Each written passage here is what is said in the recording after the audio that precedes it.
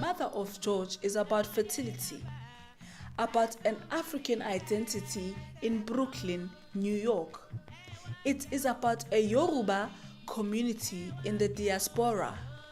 It contrasts the promises of the American dream with heritage, her story, culture, family, and community.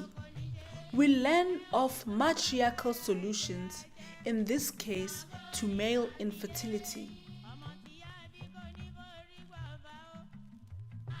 At first, I experienced pride upon seeing a people with knowledge of self, then hope when thinking of the bright future of the newlyweds, happiness and love for the intimacy between the mother-in-law and the bride. I also felt a sense of belonging and confidence from repeatedly seeing families and close-knit communities together in worship and ritual practice. Here are people in tune with their cultural heritage and performing their customs. This was epitomized in the opening wedding scene. Beautiful African tailored costumes display richness, both in relation to the quality and expense of fabric, as well as the wearer's deep connection to their culture and roots. The design of headgear, hairstyles, and makeup attests to this. The lighting and music is also contributive to these positive feelings. As the film progresses, feelings of guilt, shame, desperation, and displacement started creeping up on me. These are evoked by a shift in the color scheme. Indigo and purple colors in interiors make way for grays and hues of blue. Gray buildings in unfamiliar New York City locations provide a gloomy and isolating backdrop to the action. The design concept was to create and show a world inhabited by a Nigerian migrant family living in Brooklyn, New York. To show how this family preserves their culture through the clothes they wear, the food they eat, and how they wear their hair, and how they decorate their homes. All these elements are shown repeatedly in the locations, the spaces they inhabit. An exterior location in New York, the character must pop out and contrast this Western environment with their African style. The heavy use of batik fabrics helps establish the design concept. The color schemes selected reinforces this. Director Andrew Dusumnu has said in an interview that for him, indigo represents Africa. Dosomnu's background as stills photographer in the fashion industry forms part of the visual DNA of the film. This film is both realistic and stylized. The use of African-inspired costumes and props is realistic. The way it is shot and the locations chosen are also realistic. It is a realistic portrayal of people and circumstances they find themselves under. The plot was based on real events.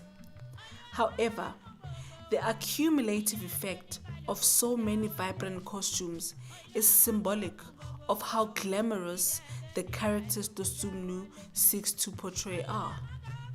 At key moments in the film, the realism is also fused by stylized shots when a character or group of characters are still and silently staring directly into the camera.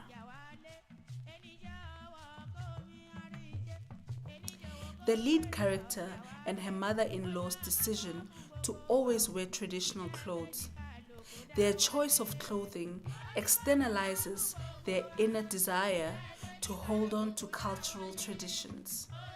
It also shows how they give thought to how they look, as well as caring for themselves. They care what other people think about them and how they are perceived by others. The locations also convey what characters are thinking and going through. As the film unfolds, the lead character is increasingly shown alone in otherwise busy places. This is also reinforced by the cinematography. Hair and makeup are prominent features at the start of the film, and then as characters emotionally wither, so does the use of makeup. There are a number of visual motifs in Mother of George, some of which also act as visual metaphors. These include 1. Shots of characters through glass, symbolizing an emotional barrier separating the character from other characters on an emotional connectivity level. The audience is included. 2. African clothing represents heritage and place. 3. Henna indicates the influence of Islamic culture on African ritual practices. 4. Repeated use of a bedroom as location is a metaphor for the theme of fertility. And finally, the fertility beads are then a metaphor for difficulty for the couple to conceive.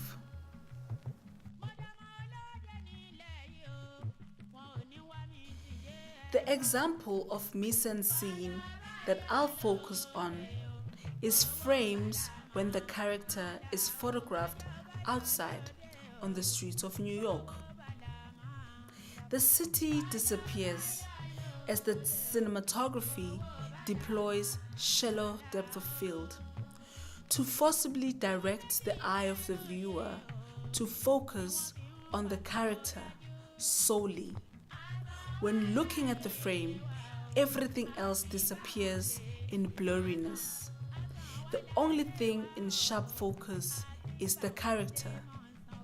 Subtle details of their facial expressions and clothing stand out.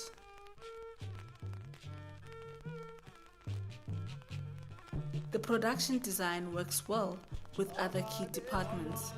The opening wedding scene especially displays this. The music that sets the film in motion adds to the festive feeling and hope about the future of the couple's marriage. The lighting contributes to creating contrasting moods in the film.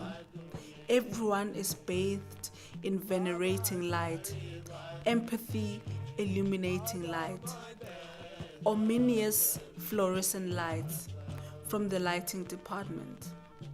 The chandeliers are as rich as the outfits. This choice of lights used adds to the production design of the film. Locations chosen assists in telling the story of belonging and longing. The camera shots and angles emphasizes certain themes addressed throughout the film.